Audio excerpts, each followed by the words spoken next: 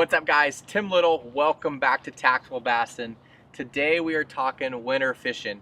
You know, out here in California, it doesn't really seem like a cold winter day, but it is. We're in those winter months. I know some of you guys back east, you guys are probably snowed in, iced in, but I went ahead and threw a bunch of baits together, threw them in this box, and I figured I'd go through one by one and explain to you guys my top winter baits. Now, you guys are gonna have to adjust this accordingly to your lakes, right? Matt and I, we always talk about, give you guys suggestions and tell you have to tweak things a little bit to make our recommendations work on your lakes. So I'm gonna go from everything between small swim baits, big swim baits, finesse baits, reaction baits. So let's get started. Right off the bat, we're talking winter time. We're talking cold water. We're talking fish that are very lethargic, right? They're not wanting to move a lot to eat, and that's where you can catch a fish of a lifetime on a big swim bait. You know, in the past we've done videos on swim baits talking about the differences between boot tail style swim baits and wedge tail swim baits. This Huddleston Deluxe right here, this is the 8-inch. It's got that wedge tail. It's just a real methodical, just a real casual kick. But these fish, they're not wanting to travel long distances to feed up, right? So what would you rather swim, 10, 20 feet for? Something like this or something like this? So if you guys stay committed, you guys have the right gear, the right mindset, you can throw this and stick some giant fish. Now, you're not going to get a lot of bites, but typically the bites you do get in cold water conditions on a big bait like this will be possibly a fish of a lifetime. Another bait that I really like throwing in the wintertime is the Kitech. You know, the 2.8 all the way up to the 4.8. I don't really go with the 5.8 or 6.8. And if I get into that size, I'm going to go with the HUD. But the 4.8, I really love this Owner Flashy Swimmer. I believe this is the 4-aught or 5-aught. We'll put links, just like every video, down in the video description. We'll put links to everything. But this is something that you can throw out there, let it hit bottom, and just creep. It's got the little extra vibration, little extra flash. You can fish it slow, methodical on the bottom, and catch a lot of fish. If you guys don't want the weedless version, you could go with something like this, the Bladerunner Head, just an underspin. That's a 3.8 on there.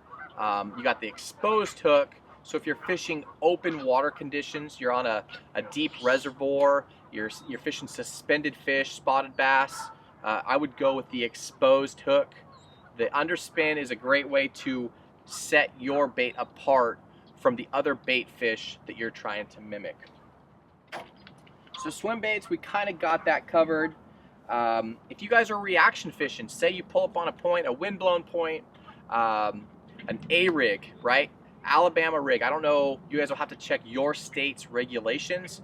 Out here in California, we could have up to 3 hooks on a bait.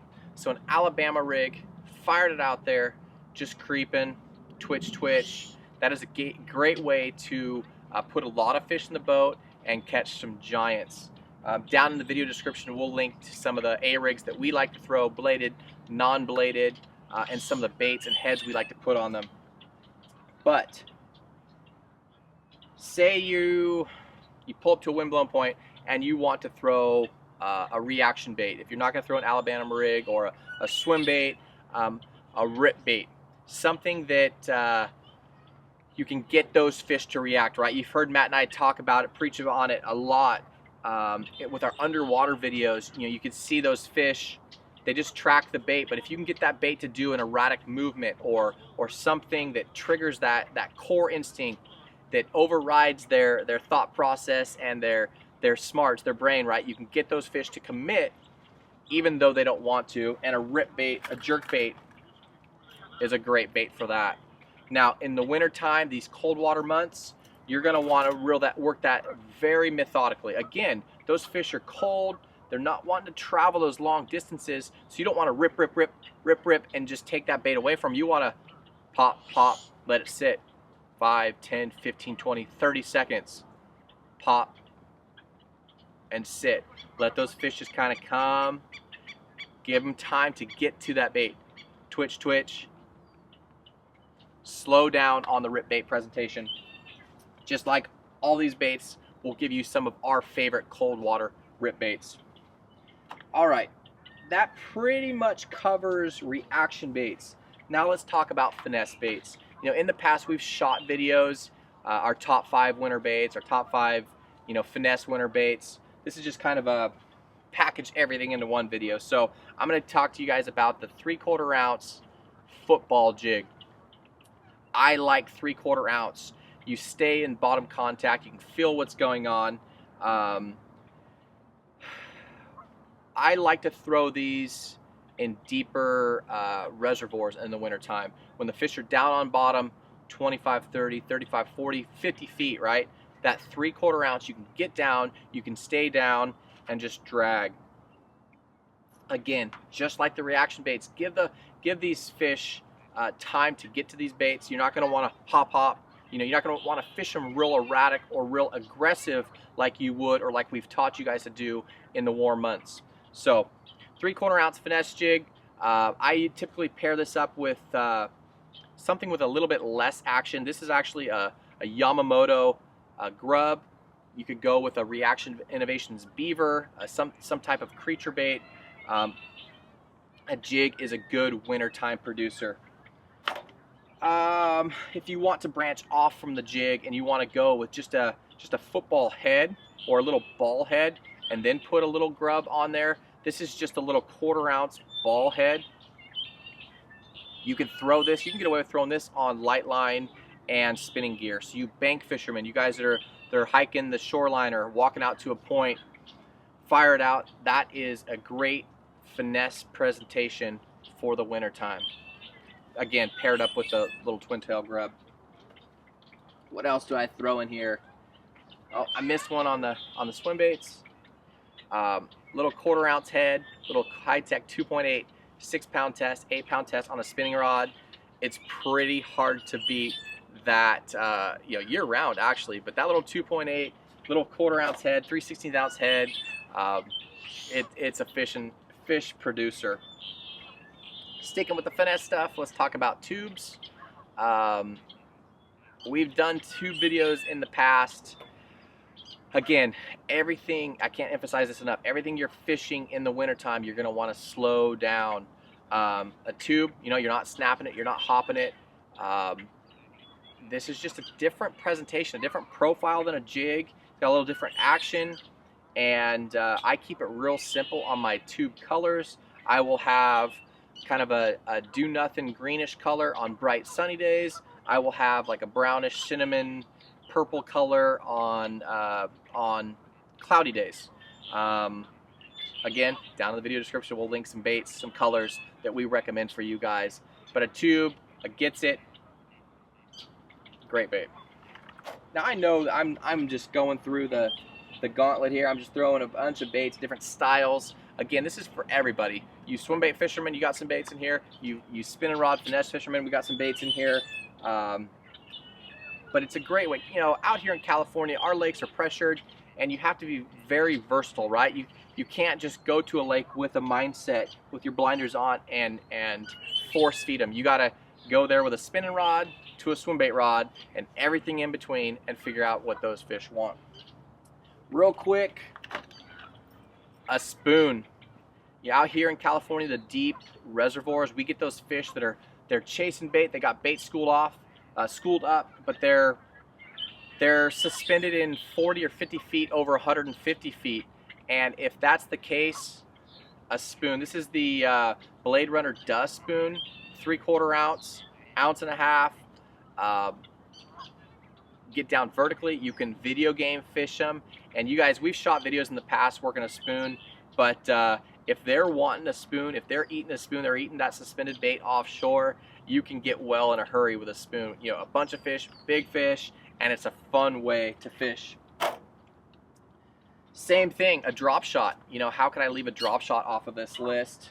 You know, your worms. I do want to talk about drop shot a little bit. because even though drop shot seems like such a small category, there's so many things you can do to tweak it. You know, you can use a worm. You could drop shot a Kitech. You could drop shot a swim bait. I don't know that a lot of guys do that. I love doing that. Fired it out there with that little 2.8 on there. Click your bail and let that bait just pendulum down. And as it's falling, that tail's kicking. But a drop shot is a great way to get down to those suspended fish. You don't have to fish it on the bottom. You can actually vertically fish a drop shot. Like I said, you can fire it out, let that bait pendulum through with that tail kicking. Or if your fish are on bottom, fire it out there and just shake it. Again, give it time. Let those fish. You just want to soak the bait. Give those fish time to get to it. But pay attention to the baits that you're actually putting on a drop shot. You know, do you want an aggressive a worm that when you're shaking that tail's flapping, kicking all over, or do you just want something that's just kind of subtle, right? So when you guys are picking your drop shot baits, be cognizant of that. Robo worm is a great worm. I like to throw. It's just real natural looking. It doesn't have a lot of action, and available in a ton of colors. So drop shots, you know, I mentioned that there's so many things to think about it. Think about when you're fishing a drop shot, the types of worms, the style of worms. One thing you want to pay real close attention to is the hooks you're using and the line that you're using. I really like the Owner, the new Mosquito Hook Light. That is a hook that I played around with and had great success on small spots and smallies. Matt really likes that Trocar. So just like every video, down in the video description, we'll leave you in the description links to different styles of hooks, different types of weights. Do you want to go tungsten? Do you want to go lead? And different baits. What else? We talked rig baits, we talked swim baits, finesse baits. One thing that I'll add that I forgot to throw in here is a ball-headed Senko or a ball-headed worm. It's got a different action than a darter head. It's more of a do-nothing bait, and I can't stress this enough, guys. The less movement, the better, right? One key tip I will give you, if you guys are fishing spinning rods, spinning baits, drop your rod tip and put it in the water. It's just one of those things I found that when you're not really thinking about it, you're just kind of fishing, you get more action and too much action. All right, guys, so there it is. I just went through my garage and threw a bunch of baits into the box of some wintertime baits that I think that are most universal and that you guys could use anywhere in the United States and go out and put fish in the boat. Anything from small finesse baits to spoons to big swim baits and everything in between, guys. If you guys like this video, hit that like button. Remember to subscribe to the channel. If you guys have any comments or questions, leave them down below. Matt and I will try and get to them, guys. If you guys like this video, hit that like button, subscribe to the channel, and we'll talk to you soon. Have a good day.